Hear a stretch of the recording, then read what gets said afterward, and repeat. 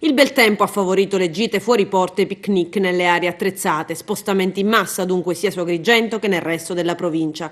Tripudio di visitatori per la Valle dei Templi e Pasquetta da record per il Giardino della Colimbetra, dove per visitare l'ipogeo, Porta Quinta, Colimbetra, il percorso sottoterra inaugurato nei giorni scorsi, si sono riversati ben 80 curiosi ed appassionati.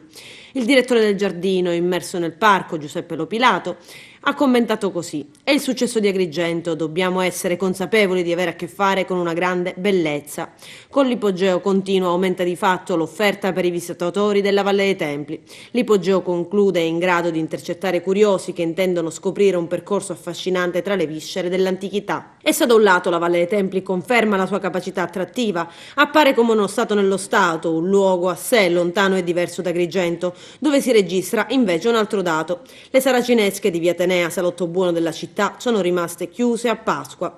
L'ABBA, Associazione Bimbieri di Agrigento, parla di porta chiusa in faccia ai turisti.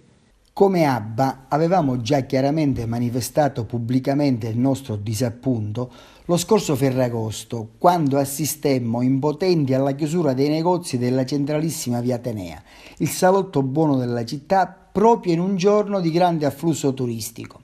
Già allora riportammo le numerose lamentele ricevute dai nostri ospiti per essersi ritrovati in piena festa a vivere in una città fantasma.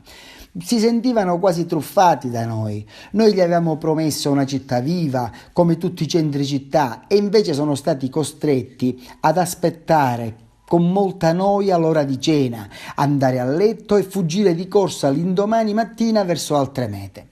Pertanto, ancora una volta amareggiati e perplessi, ci domandiamo come è possibile fare impresa turistica ad Agrigento quando noi B&B, senza sostegno alcuno, presentiamo e proponiamo degli itinerari, creiamo offerte vantaggiose per invitare i potenziali ospiti a permanere 1 o 2 giorni in più nella più bella città dei mortali e poi li vediamo vagare attoniti nel deserto della via principale. Come possiamo rispondere alla loro evidente delusione? Come non si comprende che la città turistica si valuta anche dai servizi che offre? Tranne qualche raro caso, tutti gli esercizi chiusi, in una sola parola: desolazione.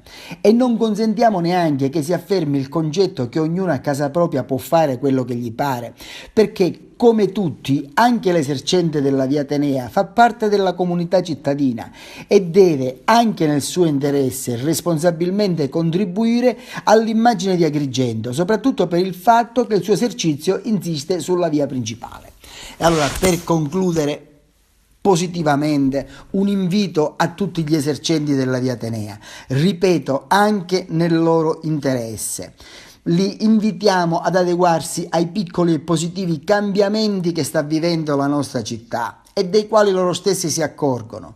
Oggi più che mai occorre fare rete tutti insieme affinché a questo ulteriore colpo all'immagine della città non ne seguano altri.